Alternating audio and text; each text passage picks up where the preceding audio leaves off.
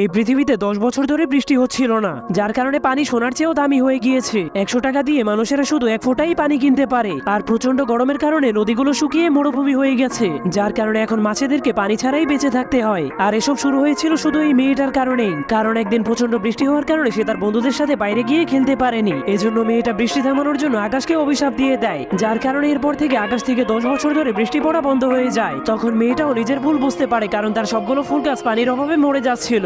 যার কারণে সে জলদি করে তার ঘরে গিয়ে দরজা জানলা বন্ধ করে লুকিয়ে রাখা 1 গ্লাস পানি বের করে। কিন্তু যখনই সে তার ফুল গাছকে পানি দিতে যায়, তখনই তার পানি মাটিতে পড়ে যায়। এরপর সে একটা কলের কাছে গেলে সেই কল থেকে 1 ফোঁটা পানি বের হয়। কিন্তু সেই পানির ফোঁটাটা মেয়েটার উপর অনেক রেগে বলে, এই সবকিছু হয়েছে তোর কারণে। এরপর সেই পানির ফোঁটাটা মেয়েটাকে একটা মোটা মানুষের কাছে নিয়ে যায়। সেই মোটা লোকটার কাছে অনেক পানি জমা করা ছিল, কিন্তু মেয়েটা তার কাছে পানি চাইলে সে মেয়েটাকে পানি দিতে রাজি হয় না। যার কারণে মেয়েটা পেঁয়াজ কাটলেই মোটা লোকটা কান্না শুরু করে দেয়। তখন তার চোখের পানির কারণে পৃথিবীতে বৃষ্টি শুরু হয়ে গেলে পৃথিবীটা আগের মতো সুন্দর হয়ে